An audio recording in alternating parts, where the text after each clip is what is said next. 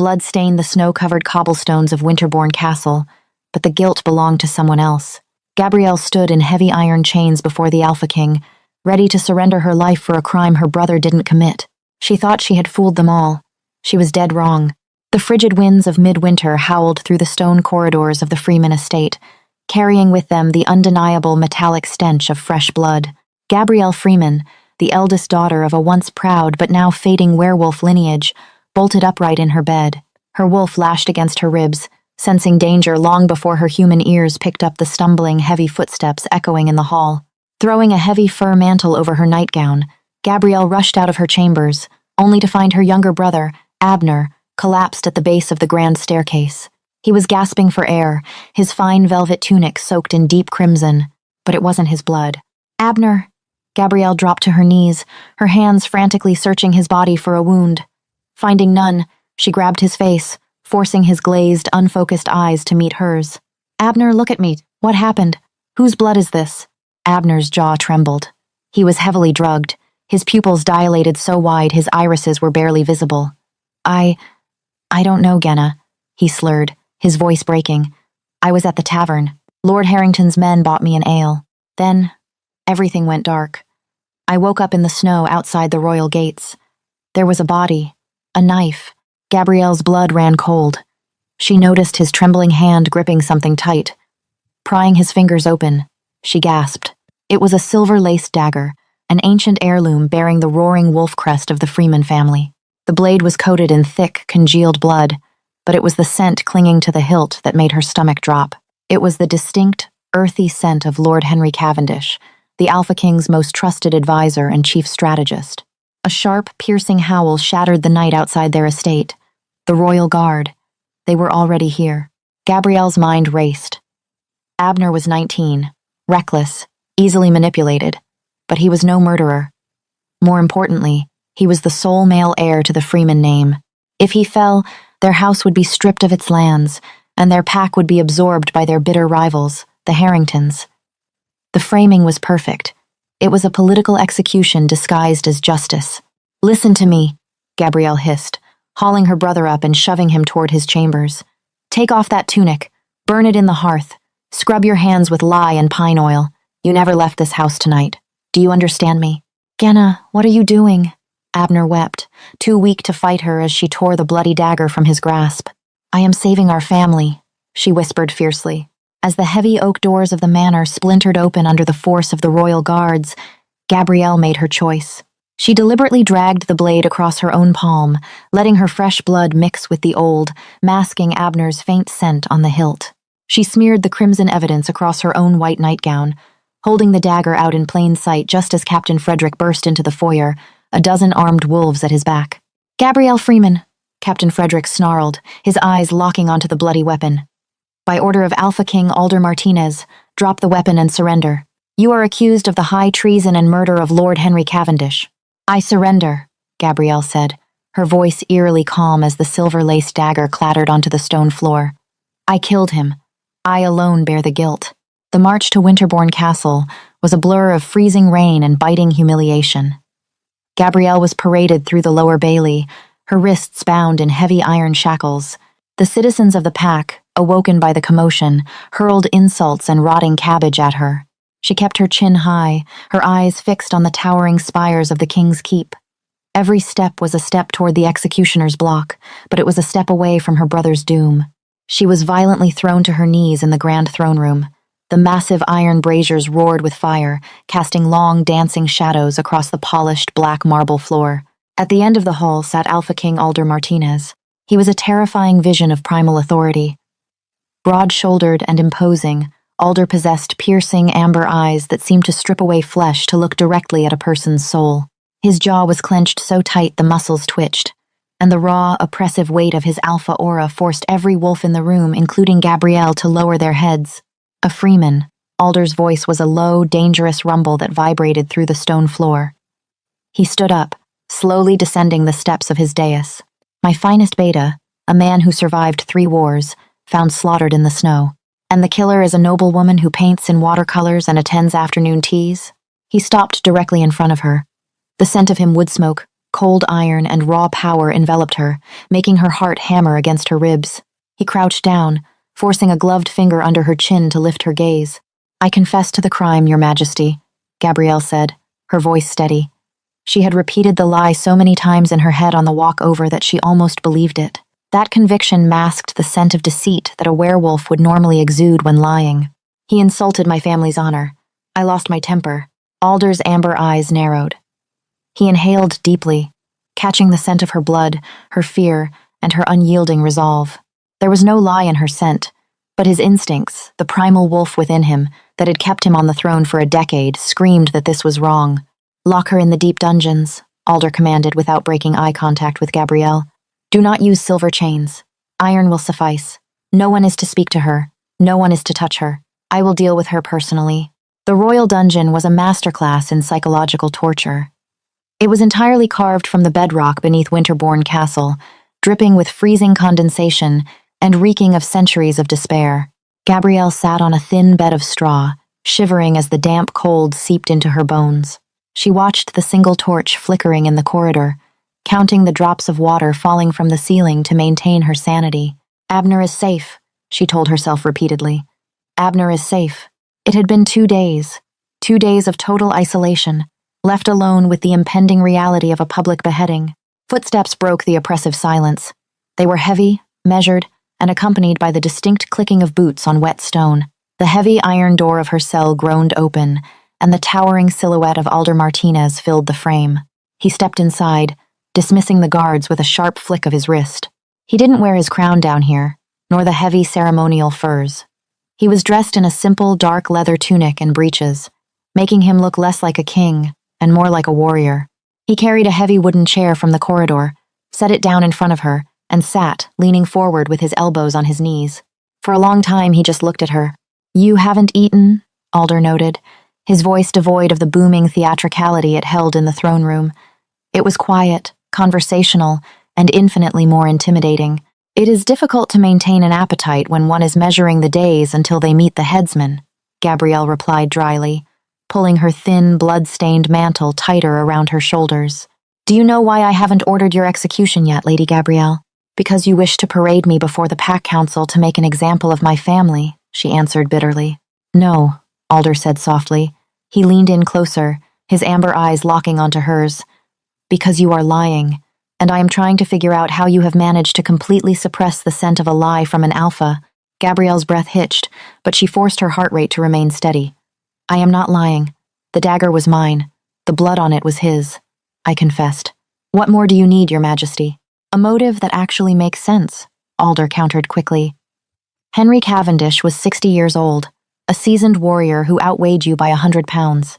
You expect me to believe you bested him in single combat because of a perceived insult? Furthermore, I know you, Gabrielle.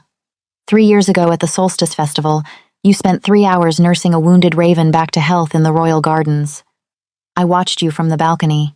A woman who weeps over a broken bird does not butcher a man and leave him to rot in the snow." Gabrielle looked away, her cheeks flushing. He remembered her? The Solstice Festival had been a brief moment of magic in her otherwise rigid life. She had felt a strange pull that night, an electric tension in the air whenever the king was near, but she had dismissed it as awe. "People change, sire," she whispered. "Not their souls," Alder said firmly. He stood up, pacing the small cell. His wolf was restless. Ever since she had been brought before him, his inner beast had been pacing, growling at the sight of her in chains. It was an instinct he was struggling to suppress. "I visited your estate this morning. Your brother, Abner, is in a state of absolute hysteria. He tried to throw himself at my guards, screaming that he was the one who belonged in the dungeon." Gabrielle leaped to her feet, the iron chains rattling violently. "He is a foolish boy. He is grieving my impending death. His mind is shattered. You cannot listen to him." Alder stopped pacing and turned to her, a triumphant gleam in his eye. Ah, there it is. The panic. The real emotion. He closed the distance between them in 2 massive strides, his presence overwhelming her. He reached out, his warm, calloused hand gently wrapping around her chained wrists. "You didn't kill Henry. You're protecting that idiot brother of yours."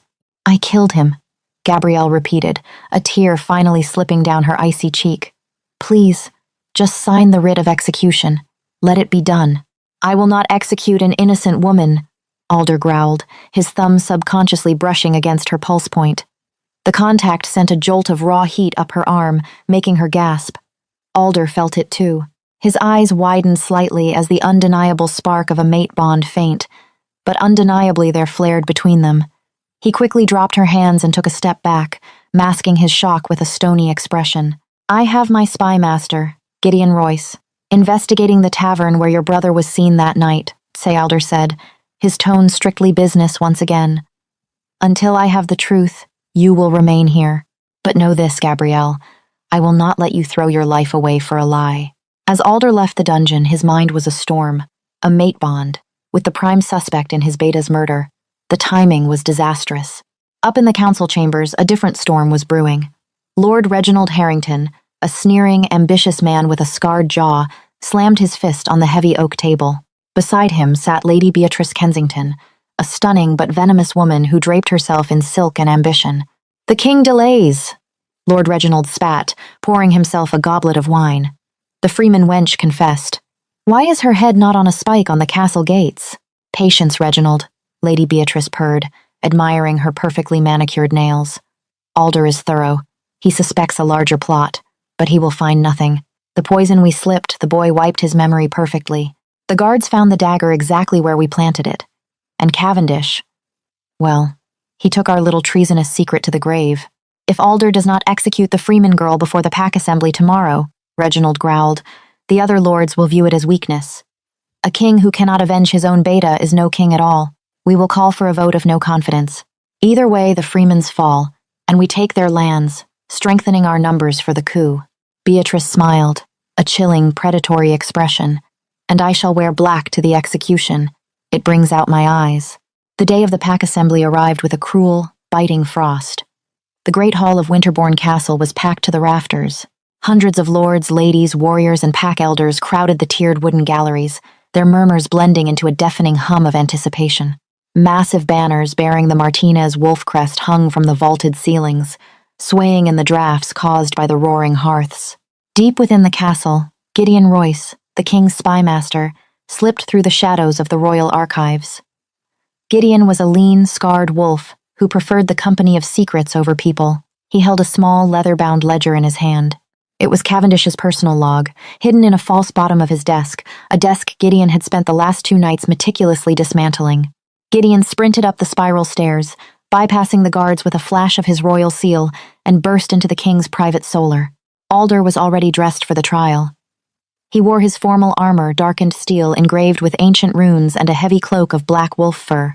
He looked like a god of war, but his eyes betrayed a sleepless night and agonizing tension. Speak, Alder commanded, turning away from the window overlooking the courtyard where a wooden scaffold was already being constructed. You were right, sire, Gideon breathed, bowing deeply. Cavendish wasn't killed over a feud. He discovered a discrepancy in the southern tax lines. The Harrington and Kensington houses haven't just been skimming coin, they've been using it to purchase silver weaponry from the human rogues in the east. Cavendish logged it here. He was going to present it to you the morning he was killed. Alder's blood boiled. His fangs extended involuntarily, grazing his bottom lip. Treason. They murdered Henry to cover their coup, and framed the Freeman boy to eliminate a rival house and consolidate land in one stroke. There is more, Gideon said, pulling a small vial from his pouch. I investigated the tavern. The barkeep was suddenly very wealthy, but a little persuasion loosened his tongue. Lady Beatrice's personal guard paid him to serve Abner Freeman an ale laced with belladonna and foxglove. It mimics the scent of drunkenness but causes total blackouts. And the fatal wound on Cavendish? It was a precise strike to the subclavian artery. A master assassin's work. A drunken 19-year-old boy couldn't have made that strike if he tried. We have the motive. We have the means, Alder growled, his amber eyes flashing with lethal intent. But we need them to confess publicly. If I execute Harrington and Kensington without public proof, their combined forces will rebel. I need to expose them before the entire assembly. How, sire? A dark, dangerous smile spread across Alder's face. By giving them exactly what they want, a trial and a guilty verdict. Down in the depths, the iron door opened for the final time. Captain Frederick and 4 heavily armed guards entered Gabrielle's cell. It is time, my lady, Frederick said, his tone holding a surprising hint of pity. Gabrielle stood up, Her legs were weak from hunger and cold, but she refused to tremble. She smoothed down her ruined, blood-stained gown, squared her shoulders, and walked out of the cell. The journey to the great hall felt like walking underwater. Sounds were muffled, colors were muted. When the heavy double doors swung open, the sudden roar of the assembly hit her like a physical blow. Hundreds of eyes locked onto her. Some held anger, some held pity, but most held a morbid curiosity. She was led to the center of the hall and forced to her knees on a raised stone platform. Alder sat upon the Alpha throne, looking down at her. For a fraction of a second, their eyes met, and Gabrielle felt a strange, reassuring warmth wash over her through the bond she still didn't fully understand. But then Alder's expression hardened into an impenetrable mask of ice. Lord Reginald Harrington stood from his seat in the front row, puffing his chest out. "Your Majesty, the murderer is before us. She has confessed to the vile butchery of Lord Cavendish. We demand swift justice. The law dictates death by beheading for the murder of a high-ranking pack member." "Indeed, Lord Harrington," Alder's voice boomed, magically amplified to reach every corner of the vast hall. The crowd instantly silenced. "The law is clear. Gabrielle Freeman has confessed. However, pack law also demands a thorough review of the evidence before the king's blade falls." Lady Beatrice, seated beside Reginald, offered a delicate, venomous sigh. "Surely, Your Majesty, the bloody dagger found in her possession and her own words are evidence enough. Why prolong the girl's suffering?" "Because, Lady Beatrice," Alder said, slowly rising from his throne and descending the steps. The hall held its breath. The Alpha King was not acting like a judge. He was stalking like a predator. "I am deeply fascinated by the nature of the weapon used." Alder stopped before Gabrielle. He gestured to Gideon, who stepped forward carrying a silver tray. On it rested the Freeman dagger. "A beautiful weapon," Alder mused, picking it up by the blade, unfazed by the silver. "Heavy, unwieldy for a killing blow. But tell me, Lord Harrington, as a renowned warrior, if you were to stab a man of Cavendish's size through the chest, would the blade not strike bone?" Harrington frowned, exchanging a quick, nervous glance with Beatrice. "I suppose it would, sire." "It would," Alder confirmed loudly. "And yet, this blade is pristine. No chips, no dulled edges. Furthermore, the master physician examined Cavendish's body. The wound was 2 inches wide. This dagger is barely 1.5 inches across." A murmur rippled through the hall. Gabrielle looked up at Alder, her heart pounding. What was he doing? "This dagger did not kill Henry Cavendish," Alder declared, tossing the weapon onto the stone floor where it clanged loudly. "It was dipped in his blood after the fact, a prop used in a poorly written play." Harrington stood abruptly, his chair scraping loudly. "Are you defending a confessed murderer, King Alder?" "She said she did it." "People say many things under duress, Reginald," Alder countered smoothly. "For instance, I have a barkeep in my custody who said, under duress, that he was paid in Kensington gold to drug Abner Freeman." The murmurs in the hall erupted into shouts. Lady Beatrice's face paled beneath her heavy makeup. "Lies!" she shrieked, losing her composed facade. "A peasant trying to extort nobles." "Silence!" Alder roared, unleashing his full alpha aura. The sheer force of it forced several weaker wolves in the room to their knees. Even Harrington stumbled back. Alder turned his back on the traitors and looked down at Gabrielle. He extended his hand to her. "Rise, Gabrielle Freeman." Trembling, she placed her small, cold hand in his massive, warm one. He pulled her to her feet, effectively shielding her with his own body from the rest of the hall. The gesture was not lost on the assembly. The king was claiming her under his protection. "You took the blame to save your brother," Alder said softly, meant only for her ears, though the bond between them flared brighter than a roaring hearth. Then, turning back to the assembly, his voice turned to thunder. "The real traitors sit in the front row, and today they will face the judgment of the Alpha King." The atmosphere in the great hall shattered, fragmenting into 1,000 overlapping gasps, murmurs, and furious whispers. The accusation hung in the frigid air like a lit fuse, sizzling with the promise of absolute destruction. Lord Reginald Harrington's face cycled through a spectrum of colors from arrogant flush to sickly pale, and finally settling on a mottled, rage-fueled crimson. Lady Beatrice Kensington froze, her elegant facade cracking as her eyes darted frantically toward the heavy oak doors, calculating the distance to safety.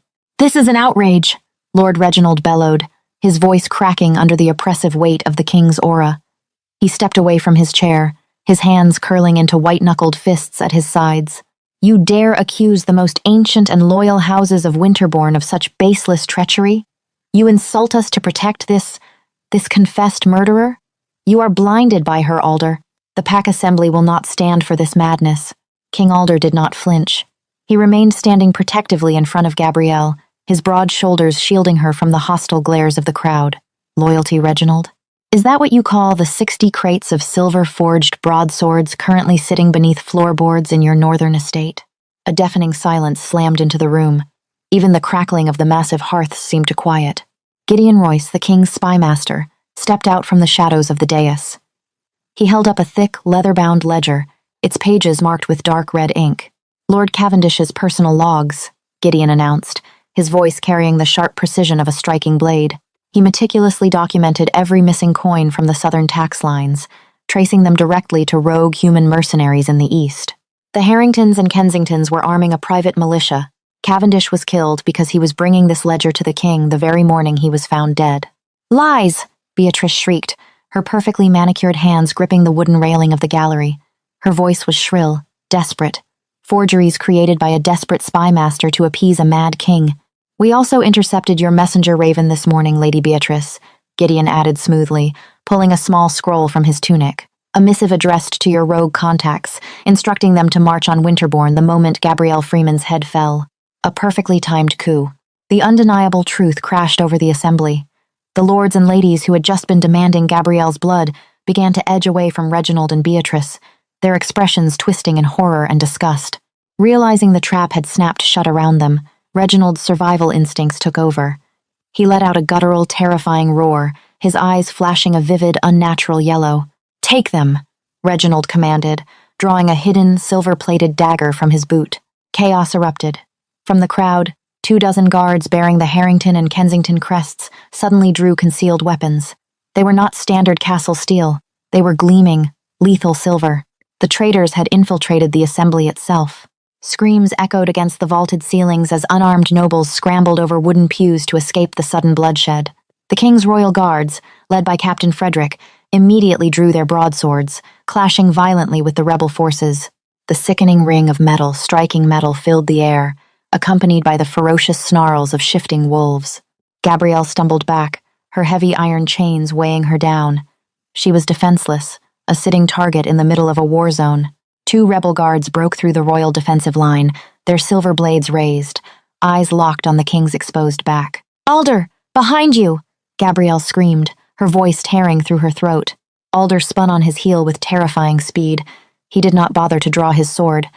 The Alpha King tapped into the primal, ancient magic of his bloodline. In a blur of motion, his hands elongated into razor-sharp claws, his eyes igniting with a blinding amber fire. He caught the first guard by the throat, hoisting the grown man off the ground with a single arm and hurling him across the stone floor as if he were made of straw. He ducked under the second guard's silver blade, driving a devastating clawed fist into the man's armored chest, shattering the breastplate and sending him crashing into a stone pillar. But the distraction was all Lord Reginald needed. Moving with unnatural speed fueled by pure desperation, Reginald bypassed Alder and lunged directly at Gabrielle. He knew his coup was failing, but he intended to take the king's newfound weakness down with him. Gabrielle saw him coming. The scarred, hateful face of the man who had framed her brother was contorted in a murderous snarl.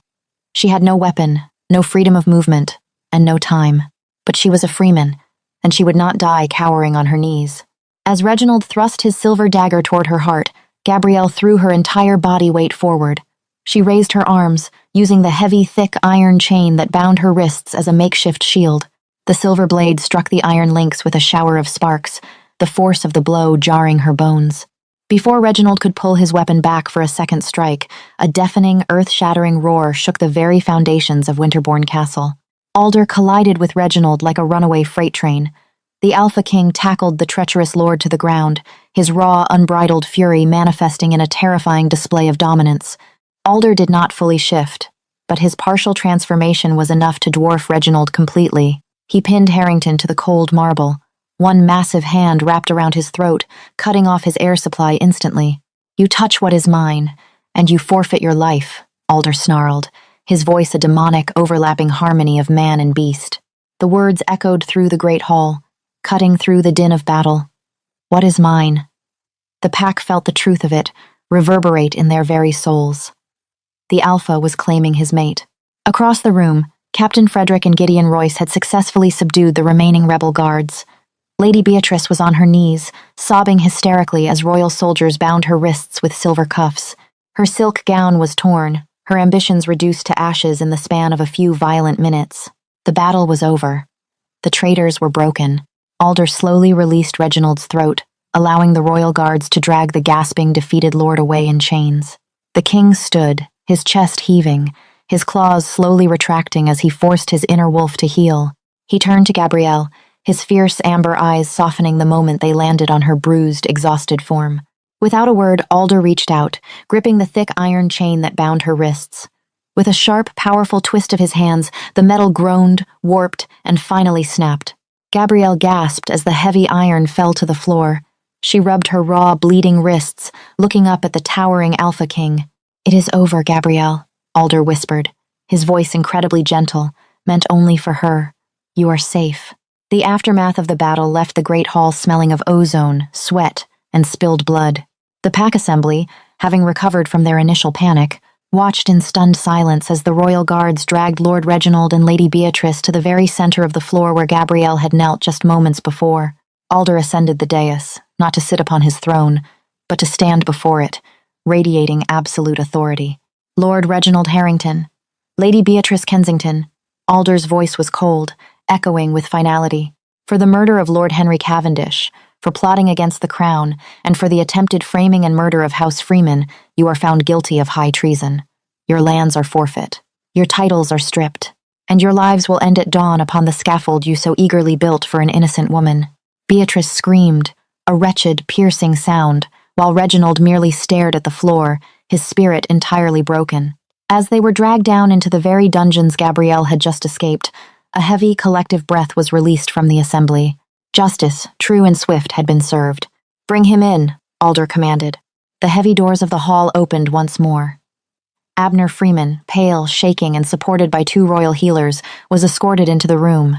The poison had left his system, but the psychological toll of the past few days was etched deeply into his youthful face.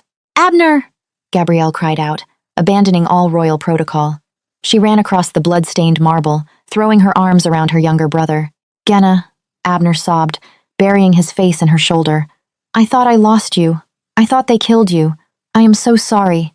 "Hush," Gabrielle whispered fiercely, stroking his hair, her own tears finally spilling over. "It wasn't your fault. We are safe now. The truth is known." Alder watched the reunion, a profound warmth expanding in his chest. His wolf, usually restless and violent, was completely calm, purring at the sight of his mate safely holding her kin. "Abner Freeman," Alder called out gently, prompting the boy to look up. "Your name, and the name of your house, is cleared of all wrongdoing. To compensate for the suffering your family has endured, the lands previously held by House Harrington will be transferred to House Freeman, effective immediately. You are the lord of those lands now. Rule them with more honor than your predecessor." Abner fell to his knees, bowing his head to the stone. "Thank you, your majesty. I swear my life and my house to your service." Alder nodded, then stepped down from the dais, walking directly toward Gabrielle. He offered his hand to her. She looked at his palm, then up into his striking amber eyes. The fear, the deception, the icy walls she had built around her heart over the past 3 days melted away.